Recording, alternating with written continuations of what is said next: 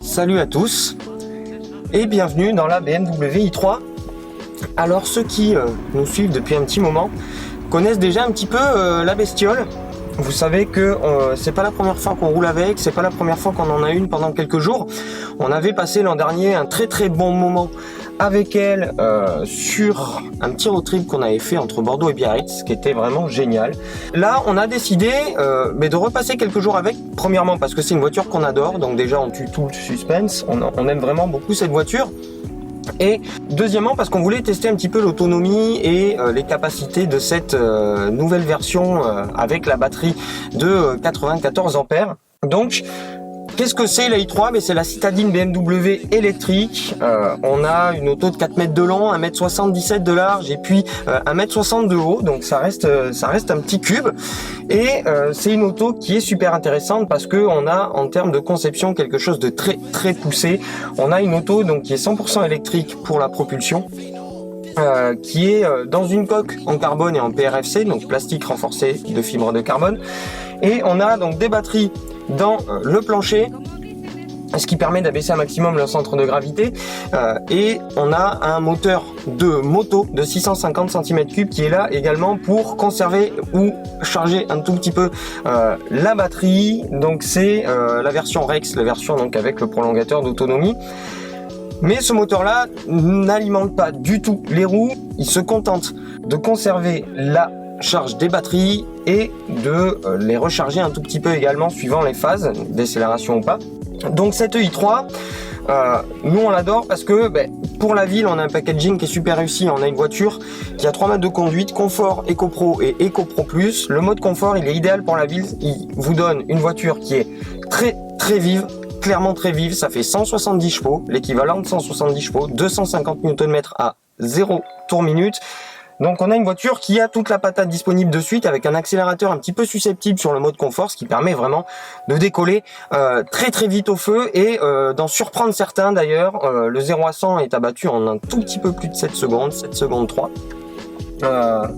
Donc ça roule plutôt bien. Extérieurement, on a une auto qui divise, qui choque même parfois. Effectivement, esthétiquement, c'est quelque chose qui est pas très conservateur. On est vraiment dans une voiture qui est là pour marquer les esprits. Ça marche. Moi, j'aimais pas du tout avant, et au bout d'un moment, il faut vraiment se rendre à l'évidence. Elle devient attachante extérieurement cette voiture. On arrive à vraiment la replacer dans son contexte, et c'est vraiment une auto qui devient attachante et surprenante. Même constat à l'intérieur. C'est très bon. On a un habitacle qui est beaucoup plus grand que ce qu'il n'y paraît de l'extérieur. On a un agencement qui est très épuré. On a une console centrale qui est aérienne. On n'a pas de tunnel central, ce qui fait que là on a énormément de place pour entreposer des choses ou simplement avoir un habitacle très épuré. On a des bons sièges qui sont très fins mais qui restent super confortables. Ça manque très légèrement de maintien quand on veut faire un peu de sport avec, oui, parce qu'on peut faire du sport avec cette i3. Mais c'est plutôt très bon, et qualité des assemblements, des matériaux qui n'est pas sujet à la critique, à part ce petit textile recyclé qui sert donc de plastique d'aménagement, qui fait un tout petit peu cheap, mais au final, à force de vivre avec, on s'y fait et ça pose plus aucun problème. On a une jolie console centrale vêtue de cuir sur ce modèle-là. Donc voilà. Et donc c'est une auto qui au quotidien roule très bien. Comme je vous le disais, en ville on a un très bon bilan, une voiture qui est super dynamique. Et l'avantage c'est qu'on peut également sortir de la ville. On a une voiture qui, comme je vous disais tout à l'heure, a de la patate, et puis qui est, malgré des pneus très fins, on a du 155 à l'avant, 175 à l'arrière, chaussée en 19 pouces, donc ça fait vraiment des grosses galettes. Et malgré les pneus très fins, elle se comporte très bien. On a la direction qui est très directe pour la ville, qui est absolument parfaite et qui nous permet de bénéficier d'un angle de braquage qui est absolument génial. Là sur la route ça va poser un tout petit peu problème parce que dès qu'on met un degré de volant, la voiture va directement changer de cap, donc il faut vraiment rester concentré. En dehors de ça, c'est vraiment très bon parce que le centre de gravité est bas La voiture est une propulsion, ce qui fait que dès qu'on arrive dans des endroits qui tournent un petit peu, on se retrouve avec quelque chose de très dynamique, de très agréable à conduire, qui prend quasiment pas de roulis. C'est suspendu un peu ferme, mais les habitués de BMW ne seront pas dépaysés. Et donc c'est vraiment très très bon. On peut s'amuser en dehors des centres-villes. Comment ça se comporte sur les routes sinueuses? Alors déjà c'est pas ridicule parce que ça accélère bien. Regardez là, on est à 30 km/h. Hop, 60, 70, 90, voilà.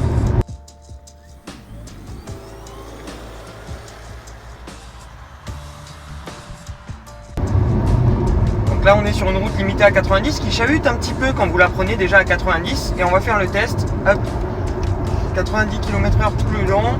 La voiture prend des appuis.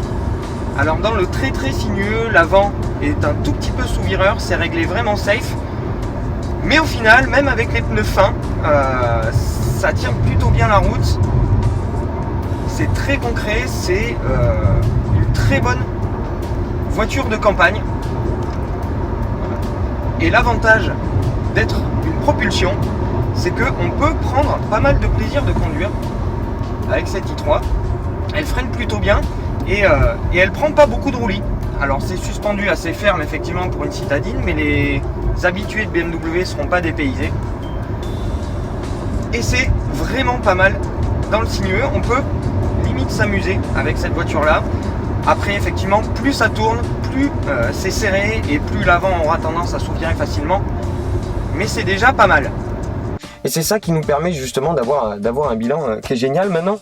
Niveau autonomie, BMW annonce avec cette version Rex, donc prolongateur d'autonomie, jusqu'à 410 km d'autonomie. Dans les faits, vous y serez pas, mais là où l'ancienne version, sur une conduite très très intelligente, avait du mal à dépasser les 250-260 km, là on va à une voiture qui va pouvoir dépasser les 300 km d'autonomie sans problème, entre la charge électrique qui va atteindre, si vous gérez bien, jusqu'à 200 km, et le Rex qui va vous offrir 150 km supplémentaires.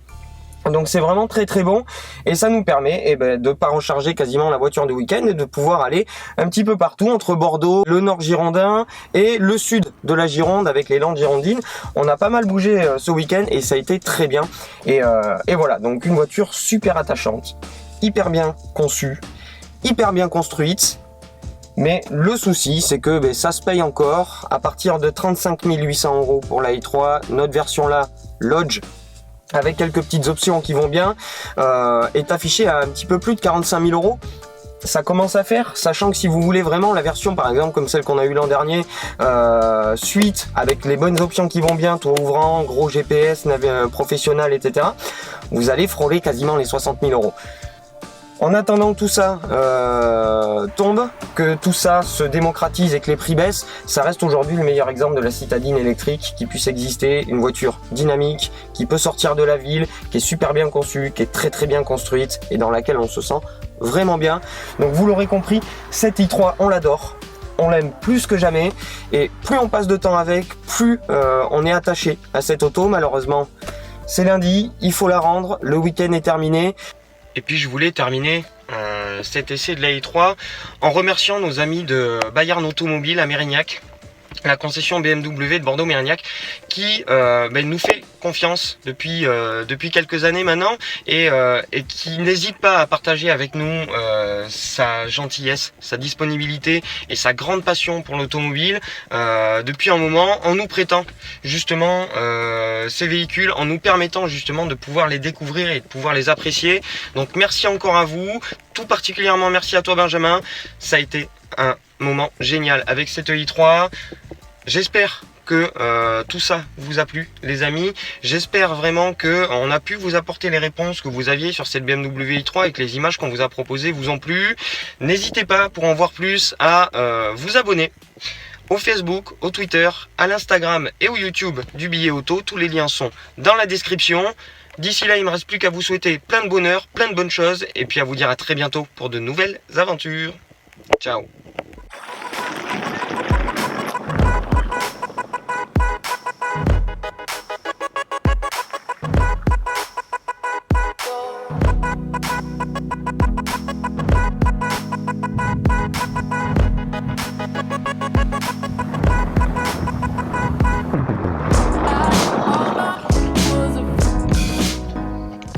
Et donc, test du porte-gobelet avec la petite i3. On va vous le faire rapide parce qu'on est un petit peu à la bourre. La bouteille, le porte-gobelet qui est ici. Hop, nickel. C'est rentré nickel. Et en plus, elle va pas trop se promener. Je vous disais, elle est très très sympa cette i3.